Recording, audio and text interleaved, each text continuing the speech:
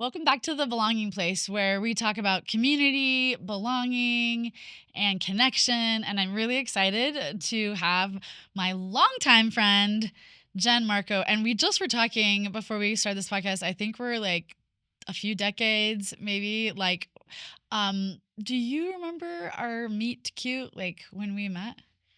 I feel like it was probably 22, 23 years ago. We were in a music group together, and Okay. I think that was the first I do time. We've too. run into each other besides that over the years, but I think that was probably the first time. And I can't believe that I remembered that because I'm really bad at like how I met my friends, especially if I've known them forever. But we were kind of talking about some of our different friends that were in that group and different directions that people have taken. But so this is perfect because we're going to talk a little bit about music, and that's kind of how we met. But before we jump into that, Jen, for people who may be new to you, just give us a little bit of like your elevator pitch. Like, tell me just briefly, like about you. Okay, so I am a single mom. I have been for almost 15 years. I have 3 adult children. I'm a singer, a vocal coach, producer, performer. So, like, my life is centered a lot around music. And my kids are now in that adult phase of life. So I'm like in a whole different phase of life than I Empty was nester. before. I have one living with me, Okay. but she works full time. So like we see each other, but we're kind of on opposite schedules. So it's a whole different thing Yeah. to be on my own with 2 kids in college. My youngest and oldest are both in school, and then the middle one's working full time. Gosh. Okay. Well, you might have just done the best elevator pitch short of any guest that I've had. So good job. Thanks. Okay. If we were to start that question again, and I was to say, "Hey, Jen, tell me about you," but you can't say anything that you have or that you have done. hmm And we're like, "Rrr," and we go back and be like, "Jen, tell me a little bit about you." Mm. So I would say I am a woman who has lived a lot in the amount of time that she's been on this planet, in this earth existence, Yeah. who has experienced so many things, chosen a lot of things, said no to a lot of things, and I believe has come out the other side stronger, resilient, empowered, grounded, but who had to do a lot to get there. Yeah. Had to fight like the long fight to get there. Ugh. Okay. Talk to me about the difference between the first question and the second question. Well, the second question is different because it's more about who you be rather than what you do Yeah. or roles you play or what you're adjacent to. And when you identify more with who you actually are as opposed to I'm this and I'm this and I'm this, where it's like occupation, mother, friend, sister, neighbor, any of those kinds of things, because those are all ways we identify ourselves. Yeah, I think one of the questions that I wanted to ask you is, in this world, there's so many different jobs that people can do, right? And as somebody who like works in an area that I would say is a lot of people's like passion, but not necessarily their jobs. Like I think a lot of people would say like, "Oh, I love music," right? hmm I I wonder if you can tell me a little bit about, do you feel like those lines get blurred? Like this is my life, this is my job, this is my passion, this is my, and is that good or is that bad? Or like do you, yeah, I think for people who don't really know what it's like to like have a job as a musician or as a coach, like is it easy to take that hat off and then just sing for yourself or just like enjoy, or is it hard? Do you feel like the hat's always on?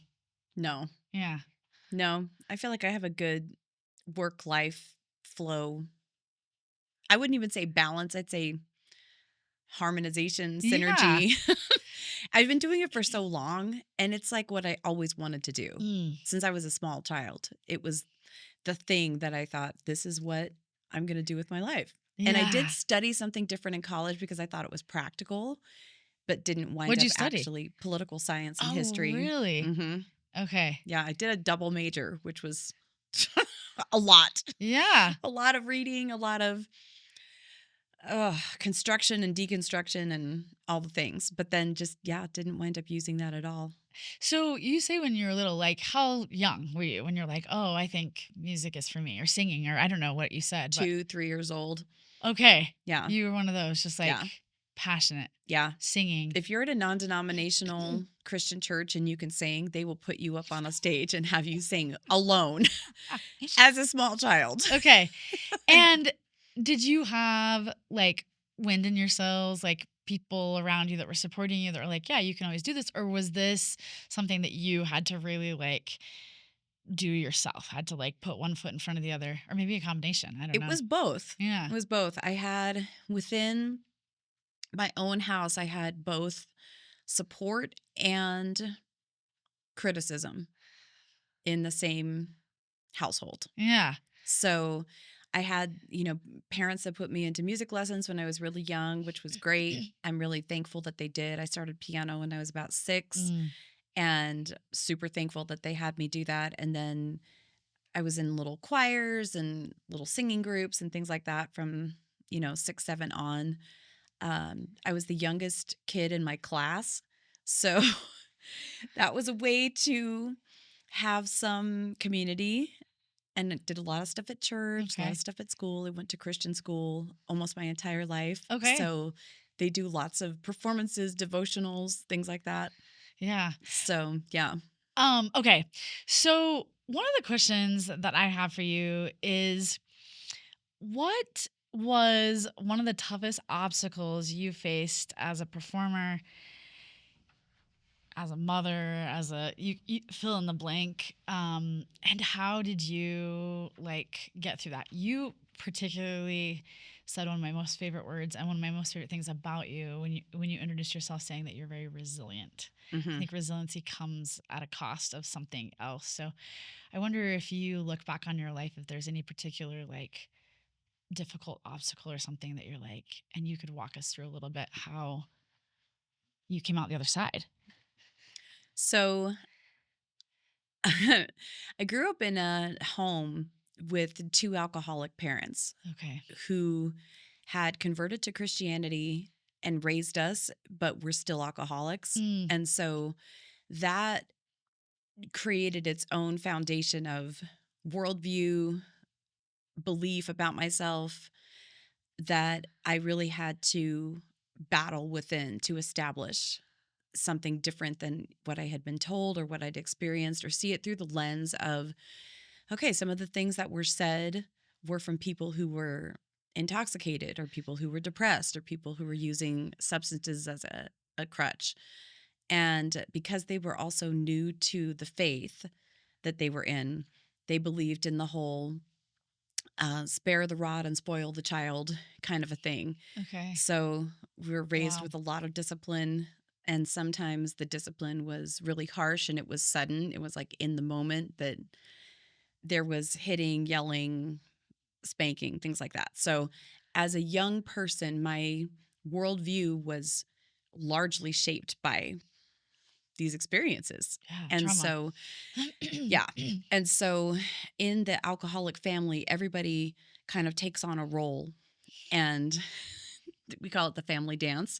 Yes. And so my role in the family dance was that I was going to, and I didn't know this as a kid, but my thought process was if I can do music and get a scholarship and leave, I have a way out. Mm, I have a trajectory out of my here. escape hatch. Hmm.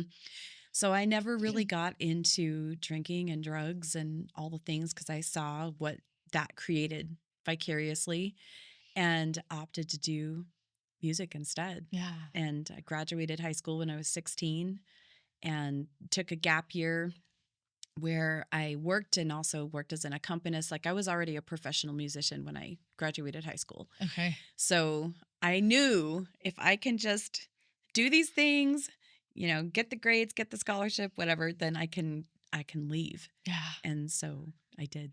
I love that. But let me ask you this. Life has a way of like coming back or coming back around or like, you know, I'm not saying like necessarily that you have dealt with addiction or not, but like in your family unit, and then you go off and you have your own family, but this is still, and I'm curious how you have, because even though you left and did your own thing, you still have those parents, you still have that background. Can you talk to me a little bit about how that has played out in your life and what has helped you to just sort of stay the course, stay steady, stay grounded, stay whatever the words you would bring? Yeah. So when I was about 20, my dad had mentioned to me, your mom and I are alcoholics, and I suggest that you read Al Anon, which is a 12-step book for friends and family of alcoholics. So I started looking into the 12 steps for codependency when Got I it. was in my early 20s. And then actually wound up writing a 12-step book, Oh, which is nice. kind of ironic through the whole thing for codependency, because it was something that in the community I was in, it didn't exist. Mm, There was like a manual for people in addiction, but there wasn't one for people who were codependents. mm. And I knew that I was. I knew that I was shaping my decisions, my view of myself, my view of the world through the lens of um, trying to either escape from, fix, control, rescue other people's stuff, grieving over their decisions, and kind of carrying all of that around with me. So I went on a major personal development, self discovery journey, Ugh. did a whole lot of work. Younger than Just, most people do it. That's incredible already. yeah. Yeah. Some of that I began after I became a mom. So some of it I started like in my 30s, but 20 to 30, I did go to some 12-step meetings for codependency and just started learning about like what is it to be raised in a family of origin with substance abuse, with abuse in general, Yeah. with um, high demand religion, because all of those things are part of my story. Yeah.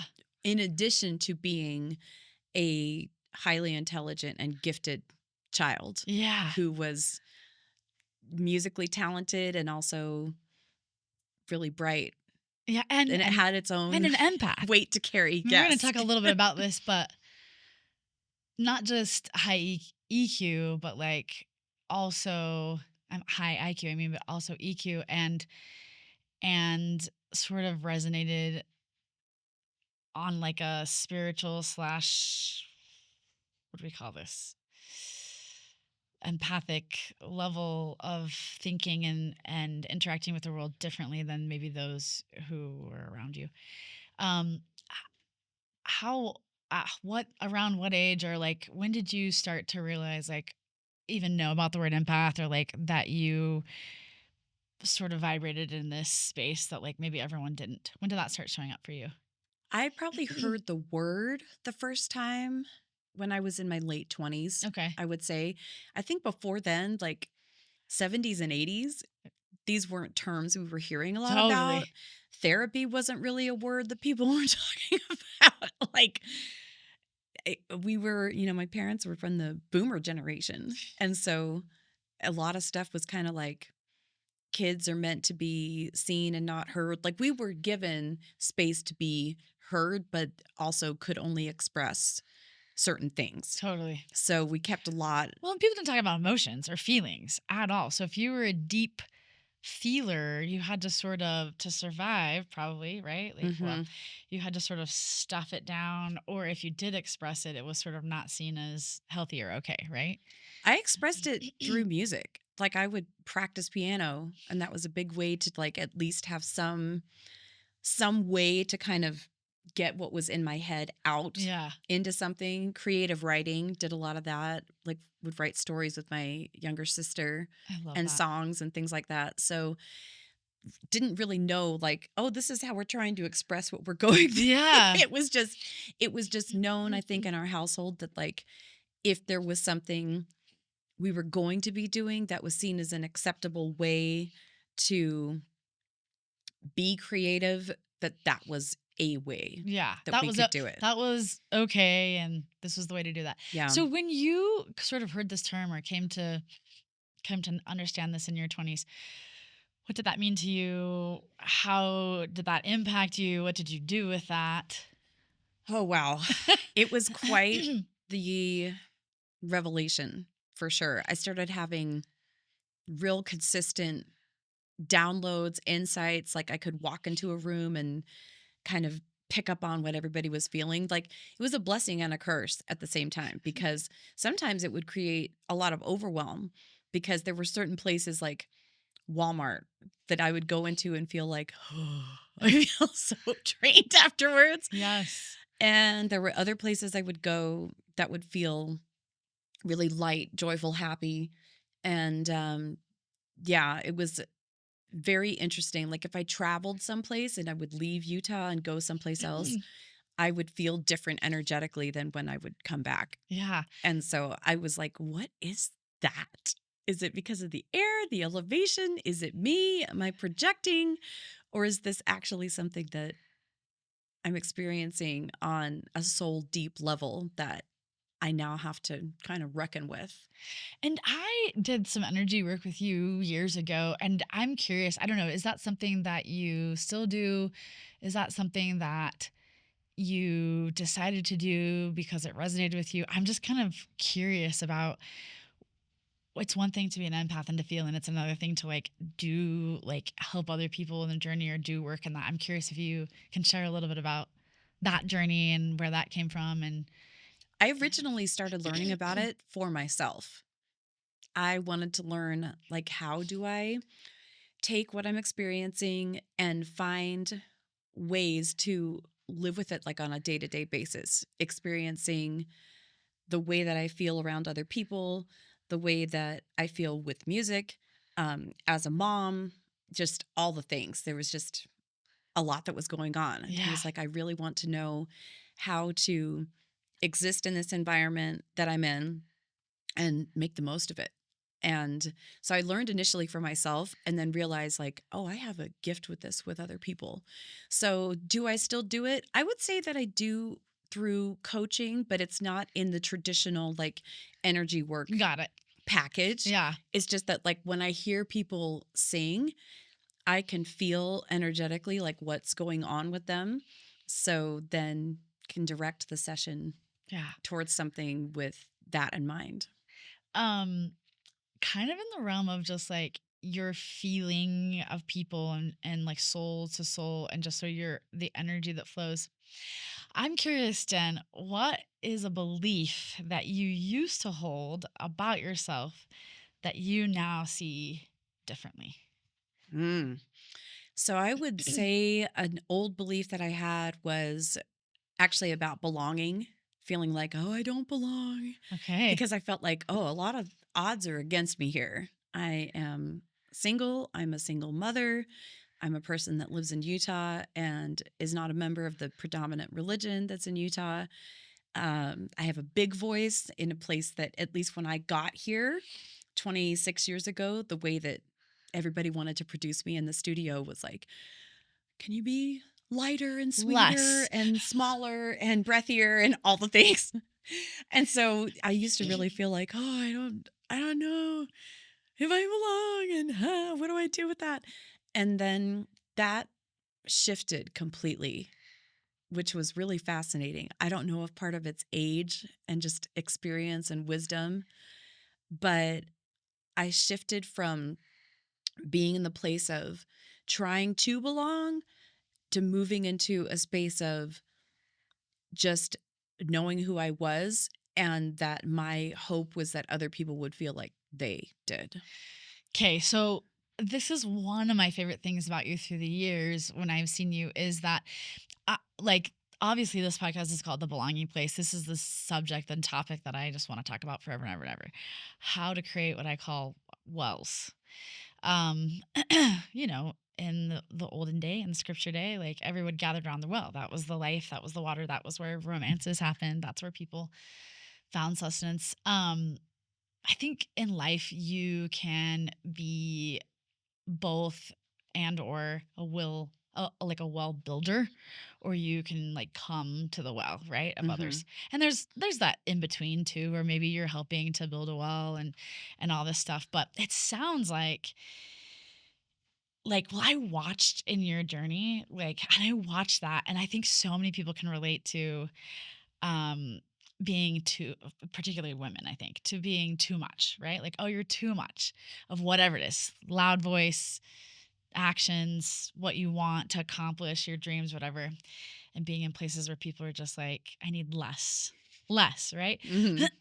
And trying to find, I would say, when I was younger, I feel like my spirit is like an elephant, but what I have to be is a mouse. I have to squish my whole being into like this mouse. I later learned in my life that some of that was that I had ADHD and I didn't know it was undiagnosed, and I was trying to figure out what was wrong.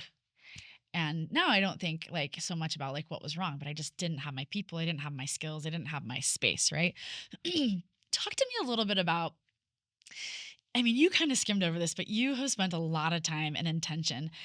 What are some of the things that you feel like you did between that space of like, I don't fit here, and like, I have created a space where not only do I fit, but like I've invited people to fit into that? Can you think of anything specific or some experiences of intentionality or even things you might have fallen into that like helped you? Because I know there's people that are going to be listening that are like in that, still in that, or are in that, like, I don't really belong here. I don't know, like, I want to be here, but I don't fit. Yeah. Yeah.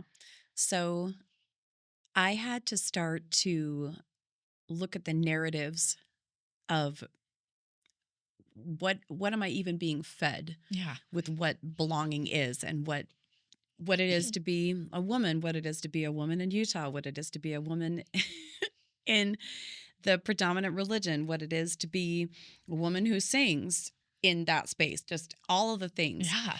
And I could see that there were certain thought leaders or people who had been given positions of authority. Um, and so I would kind of intake that information and say, well, does that resonate with me? And if it doesn't, am I willing to take what I'm seeing and just either regard it or disregard it? And it wasn't like the disregard came from even a place of defense or fear or anything. It was just like, that just actually just doesn't resonate. It just doesn't. Yeah. So I started to just really trust that the people that I needed and the people that needed me, we would just find each other. Yeah. It was like, I don't really have to do something for this to happen. I just have to relax, just get grounded and get my nervous system to do what it needs to do, which was not something I learned how to do as a kid. Yeah. Right. So I had to learn nervous system regulation as an adult Right. and discover how to do that. And I found that some of the most key ways were actually through rest. Tell me more. Yeah. It initially I thought achieve, achieve, achieve, like this is going to be the Produce, produce, way. produce. Yeah. Mhm. You just said do, do, do, right? Mhm. But I found myself going, well, I can do that. I know I'm capable of doing that. Am I capable of resting? Am I capable of allowing myself to just lay on a bed and listen to a meditation and let the cortisol in my mind get back to some kind of normalized level to get Yeah. my body and my brain out of fight or flight? What can I do to be able to create that? And I found that the way there was not by producing more. Yeah. You earlier when you said like do, the thought that came to my brain was, instead of what I was doing, I just needed to be, right? Because I don't know about your experience, but it seems like I have a belief later in my life as we are that people come in and out of our lives, um like for reasons, and Mhm. sometimes we get caught in those reasons, and we hold on to people for the wrong reasons. They were meant to come and they were meant to go, and we hold on to them longer than we should, or we let go sooner than we should. But that, like, if you can take care, the only person you control in life is you, right? And Yeah. if you take care of you, whatever you're vibing or whatever your vibration or whatever you're being, right, that attracts Yeah. or Repels. repels Yep. people that are meant to come. And I don't know, do you think this is true? Do you believe this? Do I you? do. Yeah.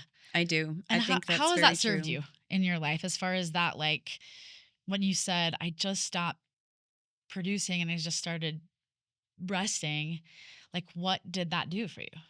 Did that change anything? Oh, yeah. I feel like everybody that's in my life is in alignment. Like, our paths are meant to be together, and that anybody that is not on the track, they either just kind of fall off. Like, there isn't like some big dramatic exit. They just aren't there anymore. And that's nice. I feel like that has got to have been a journey though, or did you always have that ability to sort of attract or Not not attract? consciously. I Yeah. wouldn't say it was a conscious thing. Now it's conscious. Yeah. Now it's like I feel into, like, I get invitations to things. And rather than looking at like if it's right or wrong, I just go, is it light or heavy? Does it feel like something that if I think about it, I get this kind of like in my stomach and just go, mm, that's not for me. Or More does it feel light? yeah. Does it feel like, so sometimes feeling light can even be something as simple as go to this store instead of this store. And I go to the place and I see somebody that I was supposed to run into, Mm, that, there was just this kind of divine intervention that caused people to see each other that don't normally see each other. And it was like, oh, yeah, because I followed that thing that was like, go here instead of going there. And so I've just been using that as like a guiding tool for a I long time. And I think that that has been produced by rest. I think that being in a state of allowing myself to rest and giving myself the space and the freedom to just listen to my body, it's heightened my intuition. And so then that also changes the attractor patterns of what is able to come in. I love that. I want to just dig a little bit more. When you talk about rest, you shared one example like meditation, listening to meditation. What are some other that you would consider like rest? For some people that are listening, they don't know how to do this at all. Hmm. Like I have lots of friends because I'm a producer person, um, and trying to do. I studied Buddhism for a while. I studied lots of different things to sort of help me to just be like, you're enough if you're not doing any producing, right? But Hmm. there are a lot of people that struggle with that. Besides maybe listening to meditation, what are some other ways to rest?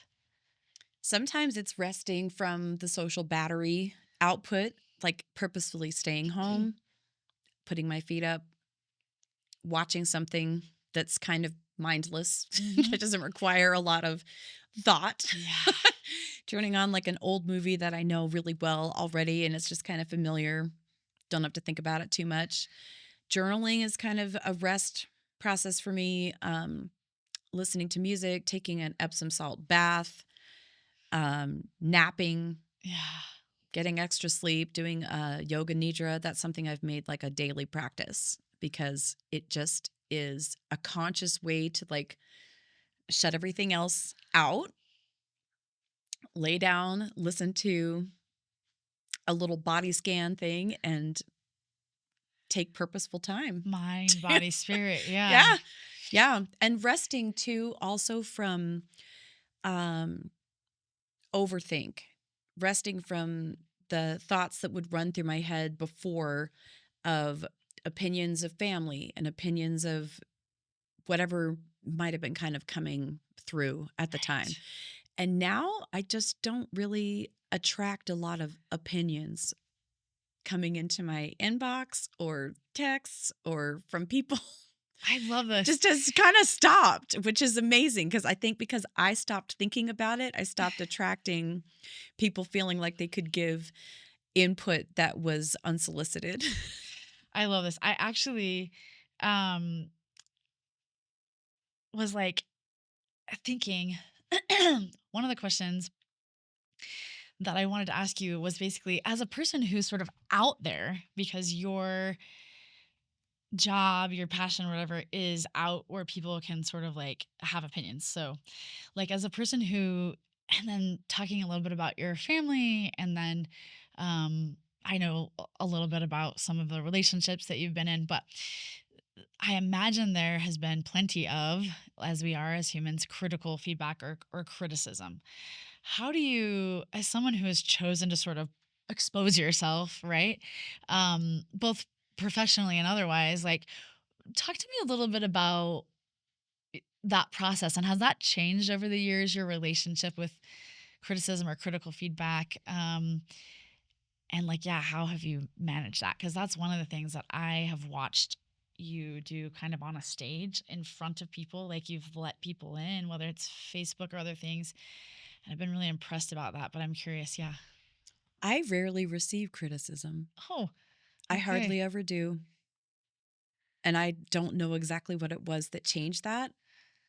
I think some of it is attributed to God actually um, putting a covering over my life. Okay. I feel like I can't entirely take credit for that. I feel like there was a point, probably 7 or 8 years ago, maybe, where I felt this impression of you have suffered enough and you're just not going to have that same amount of pressure and intensity coming at you anymore. Wow. And it just kind of stopped. Okay. There were a few people here and there who would insert thoughts or whatever observations. But I think that as I dealt with myself and my own internal world and beliefs, that because I had met myself at a really high level of exploration and self interrogation, even that it was like, well, I've already dealt with the worst of it. So anything anybody else has to say is Water off my gonna back. just roll Yeah. off. I did encounter a situation where a couple of months ago, my dad reached out to me and he did have some harsh criticism because he couldn't exactly remember what had happened 25 years ago when I made a faith transition and got kicked out of college for doing so. And he was very upset, said, "You're bearing false witness against the family." And I said, "I'm not." And I have the journals from back at the time that this was all going on. So I remember what happened. And I also have a written record. And that did create some impact for a period of time. And then it was like, well, he's remembering from, a quarter of a century ago and feels protective for himself of his journey and his interactions with me and his beliefs about what happened or didn't happen, and he feels like he needs to be cautious with that. And I get that because I think all of us have something inside that's like, what are these perceptions and how am I going to be remembered and what's the legacy or where is it happening or where it's not, and am I being purposeful and am I not? And at some point though, there has to be a place of just landing and going, I've done what I can do. Yeah. I believe there's possibly still more that I get to do, Lord willing, and it's fine as it is. Yeah. There doesn't need to be more. There doesn't need to be any certain destination that has to be reached. Yeah. And I feel like watching you, not only that, but you built your own well. You fortified your walls. It seems like and maybe from the outside intentionally, but I don't know, you can talk to me. m- We can't control other people and what other people think or what other people do, but we can control like what's in front of us and what we do have control over. Maybe talk to me a little bit about as a single mom, um, and just like as you, Jen, what did that look like and why was that important and how did you do that? Because I think that is not easy and there's plenty of people that are like looking to like to like do that. That space is very vulnerable, I think. And um yeah, a lot of pressure, a lot of expectation, I mean, I could just go on and on, but like from where you're sitting right there, like yeah, I've watched like lots of layers of that in front of me. Um, and I'm not even that like so close to you. So those close to you have even gotten more of an opportunity to see that. But maybe like for somebody who's also in that journey, like single parent, I would even say make single dad or single mom. Um, or quite frankly, just single. Mhm. Like just trying to be like, where do I fit in the world um, when I'm not in the package that like people have an expectation of? Mm. Yeah. Yeah, that's a really interesting exploration to go on because when you're single in a place that really pedestalizes marriage and family, then there can be that question of, well, do I try to find somebody? Am I supposed to be with someone? And at the end of the day, I just kept finding myself feeling better and better alone. And I would try to date and like As we do. force myself into something because it was like, well, this is what should be. And this is, there's that whole we're not meant to be alone and we're supposed, and I was like, but I'm not alone. I have community. I have people that Yay. I love and people that love me. And though I may not have romance, it doesn't mean that I don't have community. It Or doesn't mean that I belonging, or don't have yeah. belonging. It doesn't mean that I don't have esteem. It doesn't mean that I don't have purpose. And as I've done my own research too, there's been a lot of studies that have shown that single women are actually some of the happiest people in the world. And there's even been some science that has shown that, when you get to wake up and don't have to immediately attend to other people and their needs, and your first thought isn't, oh, you know, what does everybody else need besides yourself? When you're assessing yourself last, Yeah. that creates a lot of conflict in your brain and your body. Yeah. So when you get to wake up and assess yourself first, there's a whole shift in life, energy, joy, peace, Yeah. everything. So I've now chosen that consciously. Yeah. So now I don't feel as though there's an issue. Yeah.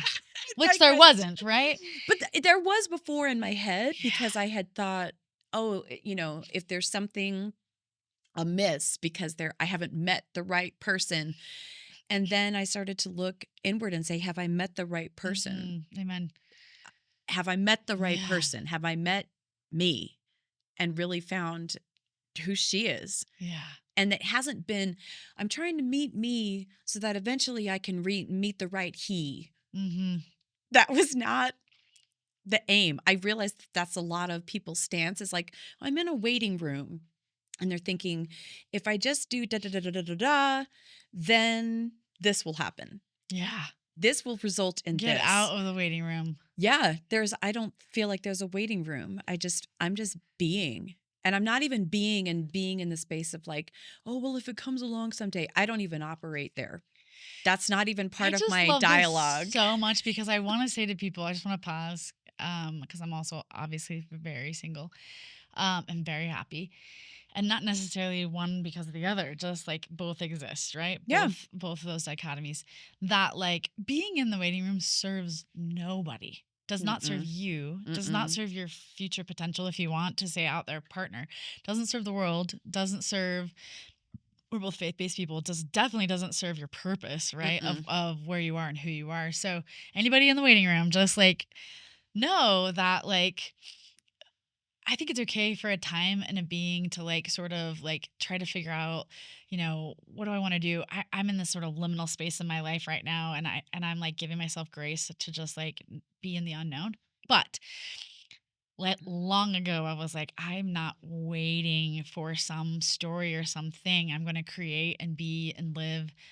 Yeah, I'm And not waiting for what a much anything. more beautiful, bigger life that happens I'm when just you're just, being yeah, and attracting, magnetizing opportunities to me. That's how I've lived for the last 15 years as a single mom is I haven't really advertised much. Clients have just come in, opportunities, gigs, production of music and things like that. They've just all flowed in. And I just happen to share what I'm doing on social media and such, but I don't really advertise that I'm doing totally. it. Yeah. I just share like, hey, I'm in the studio today, or like today I'll say, hey, I'm on a podcast, and I'll put a picture of the studio of the podcast on a Instagram story or whatever. But I'm not waiting. Yeah. There is no waiting. There Yeah. is no You're like, living.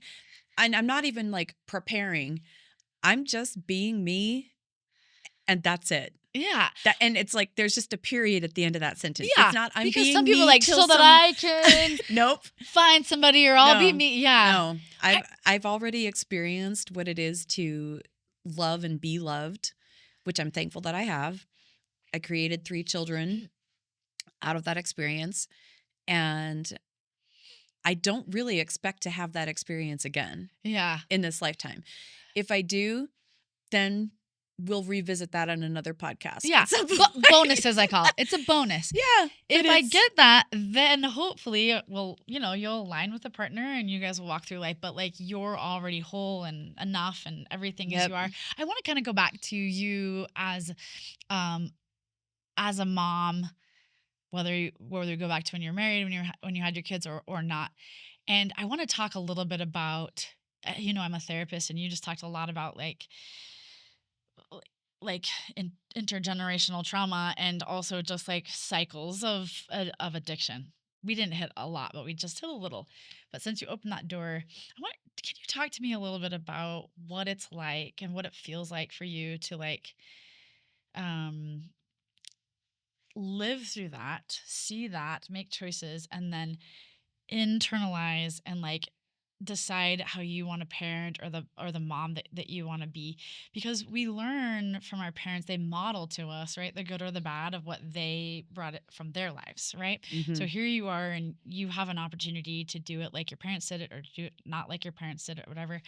And I don't know how much of that was conscious or subconscious, but um obviously you have broken some generational chains. You have done some big stepping out of certain things. And can you talk to us a little bit about that journey and how that came about, and more important to me that I want to hear you say is like how you feel about that process, less about like what it was but how you feel about it. Yeah.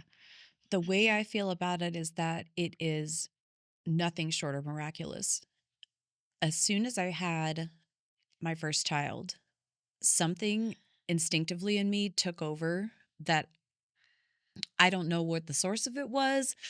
I don't know where I got the instinct to just parent the way that I did, but in the family that I married into, as they would observe things, like we would go around on birthdays and say like what we loved about the person. And every year for years, I would hear people say, "You're the best mom I've ever seen." And how that was, I'm not exactly sure, Yeah.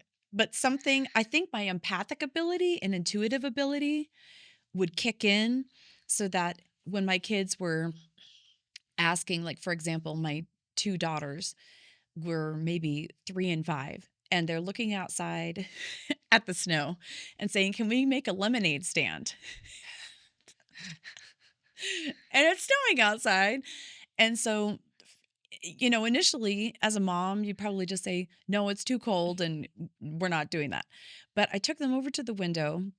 I said, "Let's go look outside. And do you guys see potential customers out there?" And they're like, "No, we really don't." And I said, "Well, do you think that the lemonade would be possibly frozen because there's snow on the ground?" And they were like, "Yeah, we do think that could be." I'm like, "Well, what else can we do today?" And so they ran off and decided to make a little music show, and they did some arts and crafts. We had super creative kids and had a room where they could just do anything as long as it was contained into that room. So they could Love do it. paint, glitter, stickers, glue, like all the things.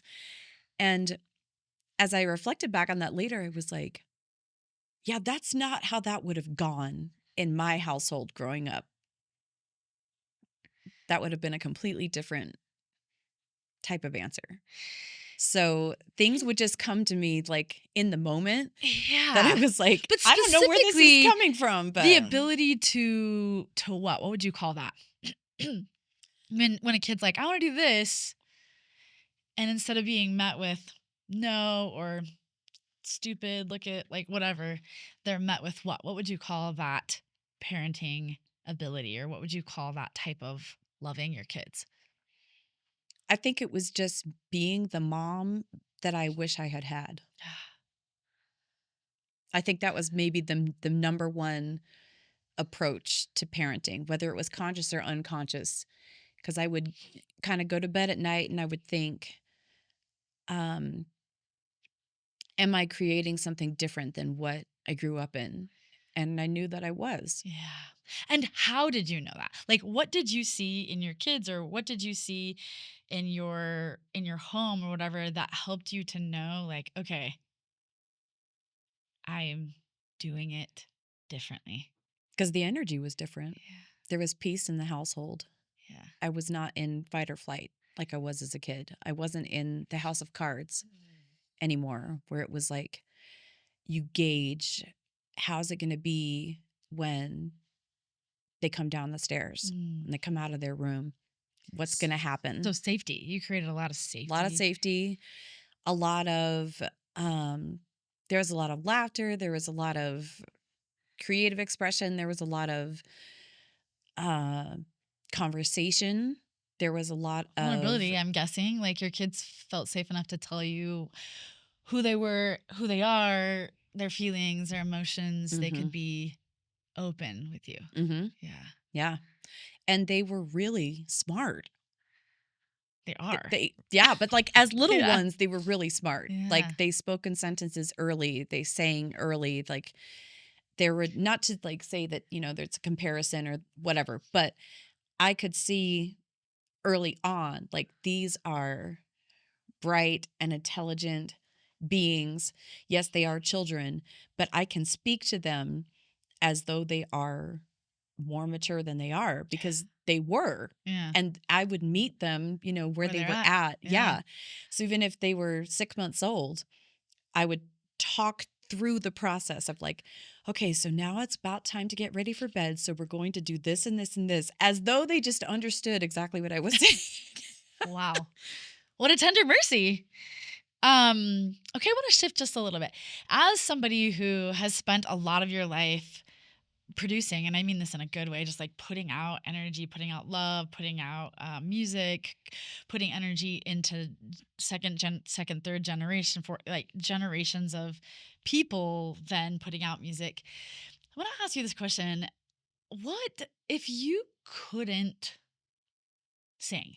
hmm Like if you, for some reason, vocal note, there's a million things, but like you just couldn't sing anymore. Um, like, and I know it's a big expression of who you are and how you love and the spirit. Like, you've probably thought about this, as most people do that have some kind of physical thing that they're doing in their life. If this, like, I thought all the time as a kid, like, what would happen if I couldn't play the piano? Because that was like my thing. Or even when I learned sign language, like, oh man, I need my hands to be able to do that thing. But like, what would that look like for you? Like, what would you do? hmm Or who would you be? It's a good Yeah. question. I was just talking to someone about this last night, actually, Okay. because I've had that internal discussion with myself because I'm like, I am in my late 40s, and female voices do tend to change through perimenopause and menopause. So it could be a thing. And if it is, I will look back on years of getting to do it as a job and as a passion and a love. And I believe that I have the capability of doing something else. Okay. So Have if you it if thought of what it's that would be?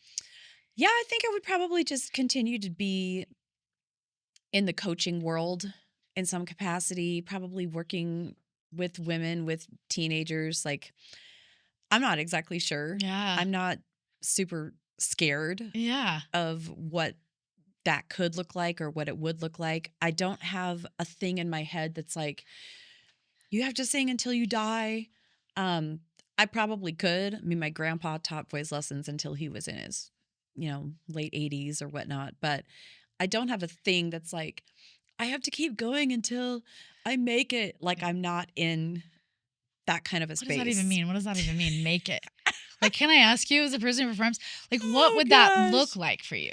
Well, I mean, according to my family and like their hopes and dreams that they had for me, they wanted me to be famous and to be known. And there was a part of me that knew internally, yeah, the way sometimes people go about getting known is because they have to make some compromises that they really don't want to make, and they against hit the their wall. integrity, yeah. hmm Which now there's a lot of information about that that's coming out about the corruption of music industry and Yeah. Hollywood and all these kinds of things. And I always knew like that was not my path. I did not want to have a million selling record but not be able to sleep at night. There's a, a scripture like sell your soul for a pot of porridge. It's like, Yeah, no. Mm-mm. I knew I I don't want the wasn't gonna. fame for the cost of my soul, right? Like No. these are not, Mm-mm. yeah. I had already gone through so much by the time I was 20, 25 that I wasn't going to put myself in the hands of other people to be potentially abusive or to have success riding on, we'll do these things and show up with these people and go be in this room and et cetera. That I just knew like there's going to be another way that I can carve a path. Yeah. And I did. You did. And I guess I want to say one of the reasons why I have this podcast is so I can sit with my friends and I can and like reflect back some of their lived experience to them and how they've impacted me. And one of the things I want to share with you, Jen, is that as somebody who has listened to your voice sung with you, seen you in different choirs and organizations, heard you record certain things, like you have a beautiful, powerful, um, impact your not just your voice but your whole being when you sing and your decision, and you've been really eclectic on like what where you've decided to show up and where you've decided to like share your talents, and then also giving back to the community wherever you are, whether it's at church, whether it's at like you just recently put sent out a beautiful that you had produced for some girls that were singing, and I, like, as a person, as a friend, as like also like a singer myself, I look at you and I think, man, the amount of impact that you've had. I don't think it's like, do you need to be famous or do you need to make impact? I'm not like, there's a space for everybody, but I just want to reflect back to you. I know you know this, but I want to say it again to you that if you never sang again, it will have already been enough. Like the Oh, yeah. impact, the power, the um the spirit of who you are and your voice. I mean, I hope you're singing and teaching until you die, it's your gift, it's your passion, but like what you've already contributed and put out to the world is like has changed people for the good, right? If we Thank use you. the word from like Wicked, right? Like because I knew you had been changed for the good. Okay, I have two more questions for you. Okay. Um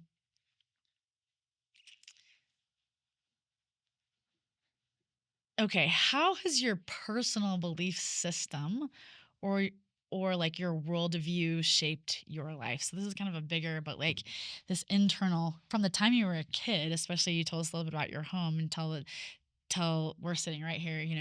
If you're with you, people can feel like you have this very strong inner. I'm gonna call it inner voice, but how has that impacted you, or like that worldview, or like that belief system? Yeah.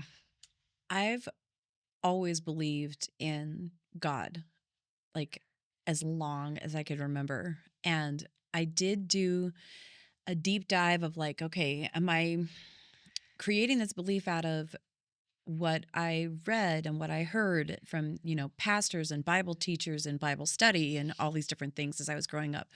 Or is it something that is in addition to all of that study and teaching, preaching, all the things that come along with like Christian school, Christian college, Christian camp, vacation Bible school, daily Bible study, and on and on and on through all the things, church and worship teams, and just all the things that go along with the typical Christian walk. And I can say that I personally can't deny that there has been a divine hand over my life and provision, protection, inspiration. There that doesn't come from any one source of study or words from somebody else. It's from my own lived experience. I've seen it, I've lived it, I felt it, and I don't necessarily think it fits into one container because I am a believer in God and I also believe in the metaphysical. which sometimes people who are Christian don't know how to Marry those 2, relate yeah. those two things. They're like, those are not the same. But I'm like, but Jesus healed people through energy. And I believe that I was somebody who was healed in that way too. And so it's something that I know people like to try to find a neat compartment to put things in, and they want to have, I am this exact belief system with this catechism, with this liturgy, with this history. Yeah, And I can't say that I have that as yeah. part of my path in particular, but I do believe in, like, one of my life verses is Jeremiah 29:11, um, which I put up on my wall, and now I have it in my vocal studio, which says, "For I know the plans I have for you, saith the Lord, plans to prosper you and not to harm you, to give you a hope and a future." Oh, And when I think about a hope and a future, it is not in the ways that most people think about that verse, which to them implies partnership, companionship, um, a family that, goes on and on. I believe that a hope in a wealth, future is, security, yeah. yeah, I believe that a hope in a future is found in knowing that we are loved and beloved. And that as we embrace that, all the things that we would hope and dream for are, I believe, given to us through inspiration in the first place. Like, it's hard to say, well, which comes first, the hope and the inspiration or the result? But I think the things that we aspire towards were things that were given to us through inspiration in the first place. And then from there comes the capacity and the motivation to do them. And Yeah. all of that is through grace. Well, we loved him because he loved us first, right? Yeah. Yeah. Amen. I just want to say amen and amen.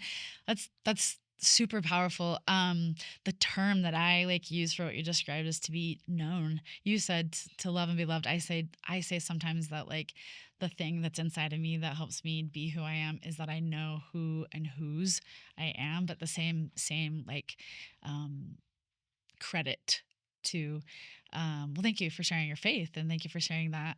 My last question I ask everybody, and probably something you've thought about since I've asked you to be on the podcast, is what does belonging, and we talked a little bit about this at the beginning, but what does belonging mean to you? Mm. I've thought about this question for a couple of days, and I find it interesting that the word longing is in belonging. Ooh, okay. So there is, I believe, within all of us, a sense of longing, a sense of a hope for something that is outside of us to quell something that is inside of us, to hopefully quench the thirst for something that's internal. And I found that that is not the path for me, at least. That if I look for it out there, it doesn't exist out there. And so, whatever it is that I'm longing for, I get to cultivate within myself and with God and with that which I attract into my life, and then give from the overflow to other people. And then hopefully we all get to create a space together of experiencing